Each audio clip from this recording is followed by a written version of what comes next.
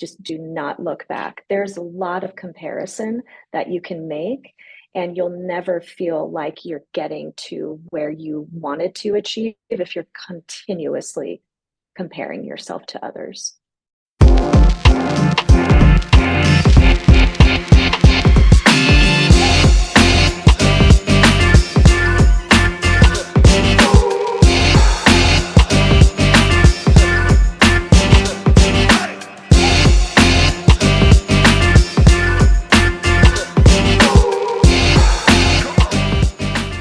Hello, everybody. I am Melissa Forziat of Take the Doughnut, here to help you get inspiration and get donuts.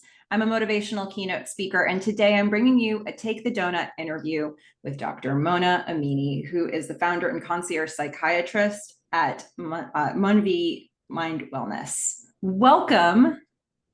Thank you for having me, Melissa. Oh, it's so good to have you. Thank you for joining me here. And before we get into any more serious questions, I have to ask the obligatory question. What is your favorite donut?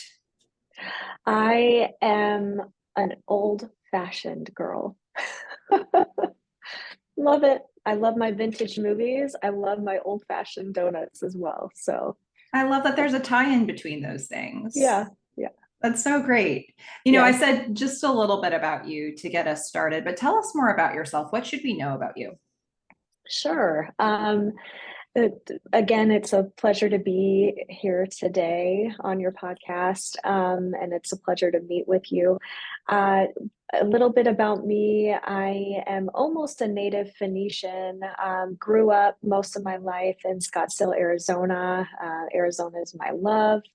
And pretty much went through the trajectory of my life in like more of the sense of really diving into mind and health and the brain body connection. And so really had a desire to become a medical doctor. And within that route, I started med school with the notion that I knew I wanted to become a psychiatrist.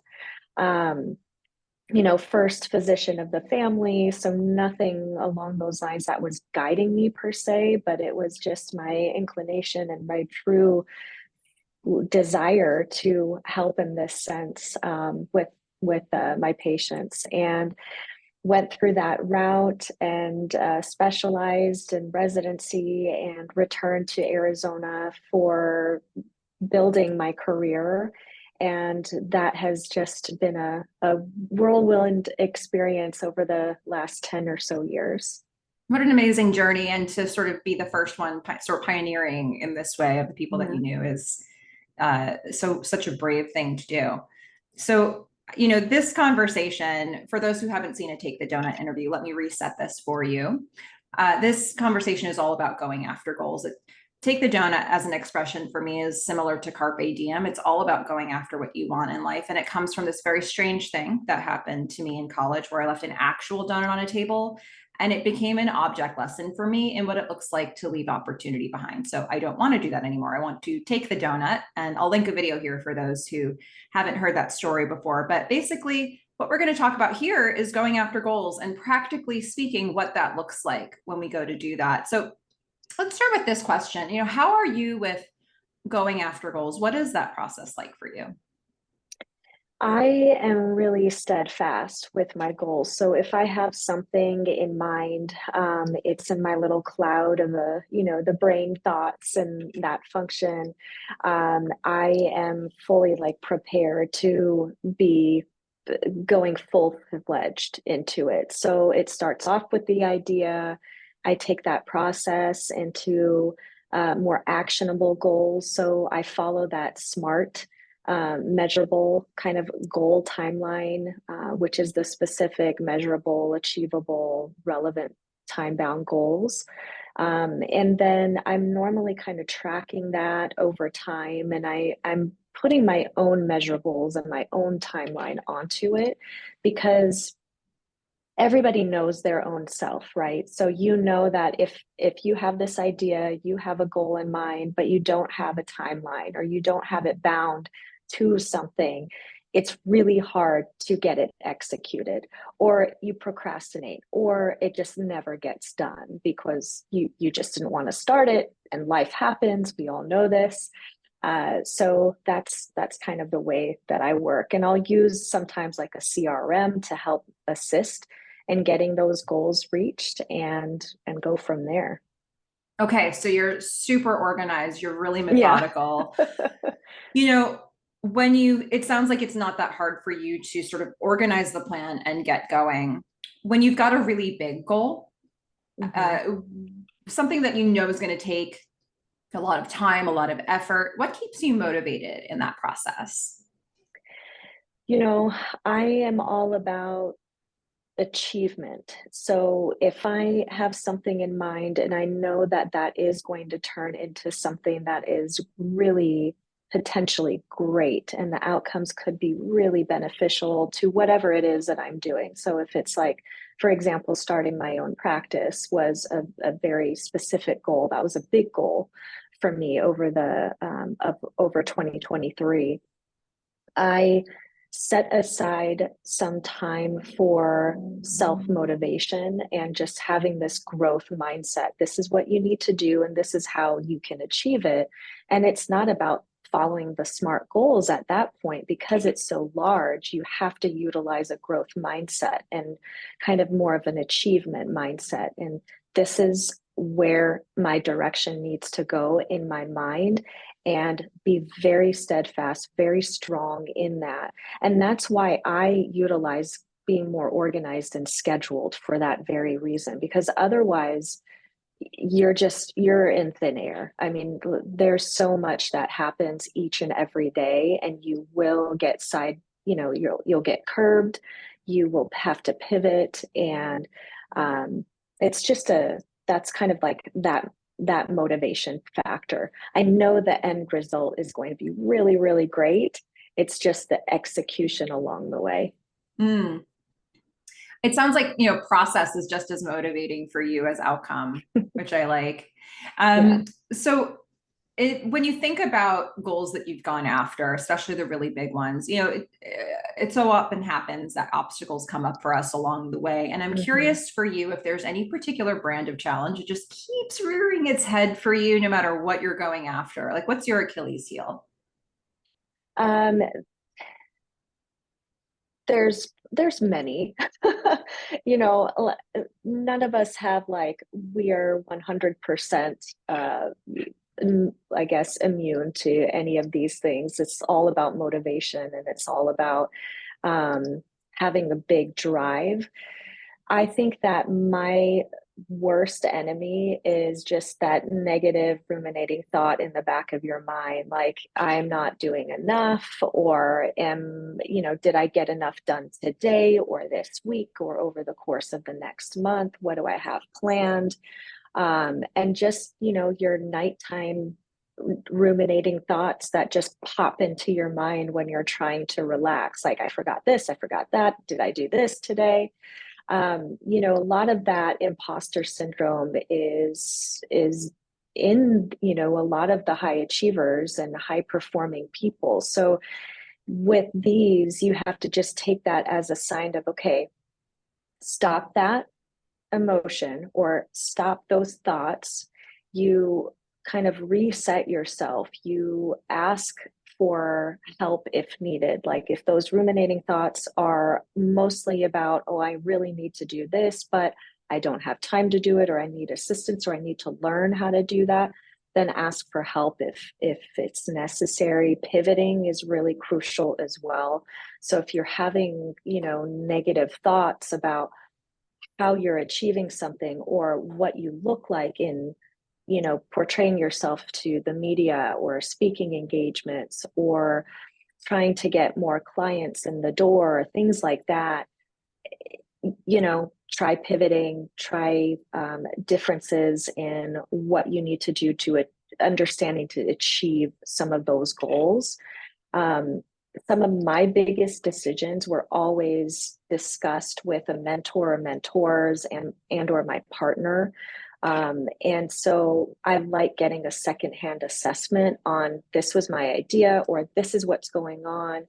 how can I fix this? How can I adjust? And having some of that communication. I am not afraid to ask for other opinions, for sure.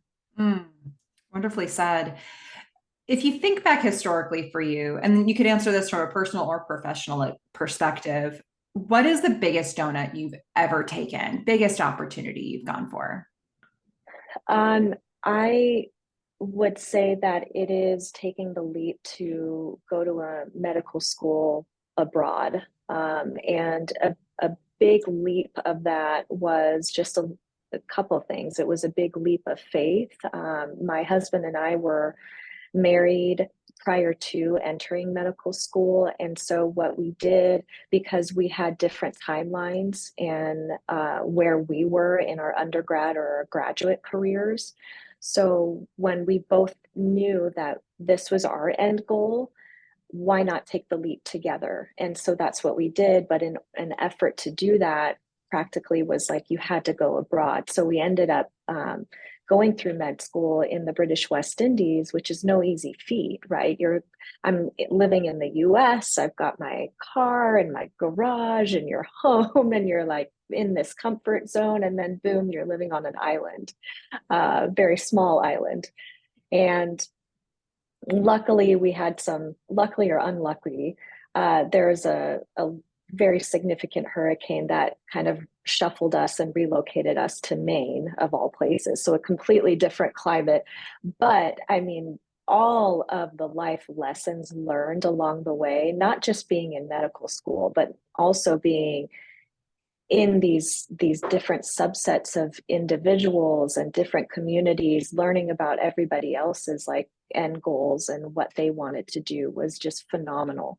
And having that experience really changed a lot of our, I guess, motivation and different factors of like what we wanted to do in life, where we wanted to be, and made some really wonderful friends along the way. What a change from British West Indies to Maine. Yeah, yeah, And both of those definitely. things were not on the radar. I think, like, it sounds like a year or No, two before that. So, wow, yeah, what yeah. what a way to adapt. So, is there any donut that you're trying to take right now? What are you working on these days? I am really interested in being more of like a expert in the mental health and awareness, social media and speaking engagements, things like that. So I've been putting my own spin on mind wellness and mental health, it just developing more of like a brand, if you will, on Instagram and socials. Um, Doing really great podcasts and participating in like networking or media events. I just want to be one of the MDs, like in the US or wherever it is that I'm speaking in and engaging in. I want to shed light on mental health as being something that is really on the forefront of medicine, also speaking from a licensed, board certified psychiatrist platform, not like an unlicensed influencer type of setting. And I really enjoy mentoring. I really enjoy teaching, educating, putting my spin on it. And I really enjoy kind of putting a personal touch with that. And I'm very much into fashion and design, music, like wrapping all of those elements in, because I want to show the community and the world that it's okay to address your mental health. It's okay to address about your mind. This is a very comfortable place that you can actually speak to.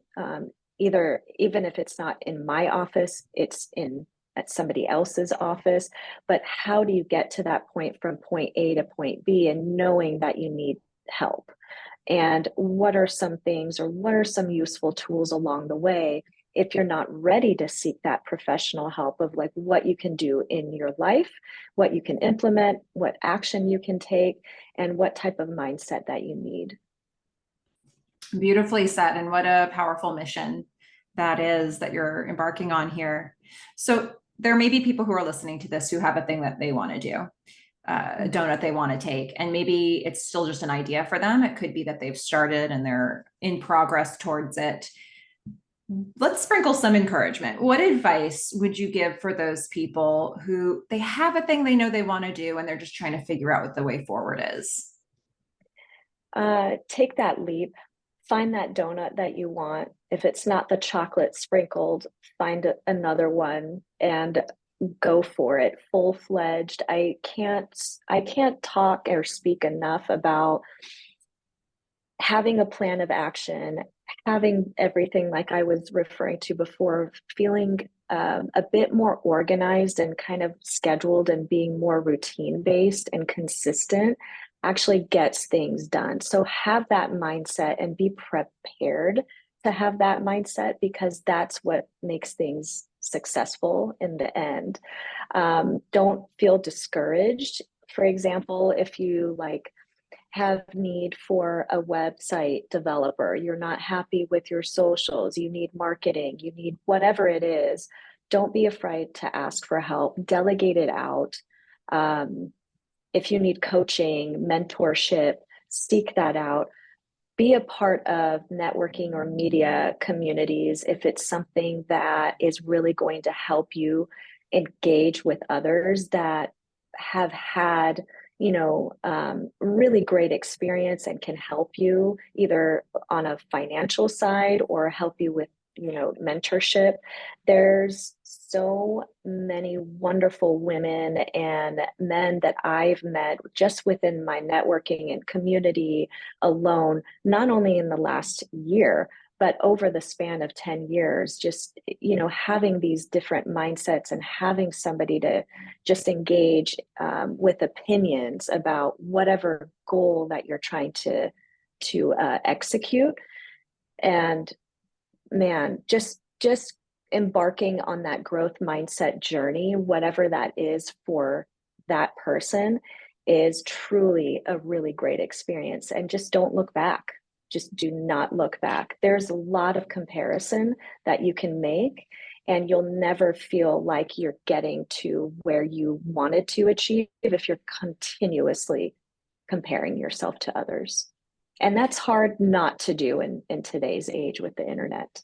Sure is. I love that. Yeah. I love that you ended on that note with that, because I think, so much of it is, so much of your journey, I feel like, is very, like, you're very focused on your goals, but I love that you're acknowledging, like, that's in the context of the people around you and what do you do with that information. So I think, I love hearing that it's like, you're aware that it's there and also it's not part of your process.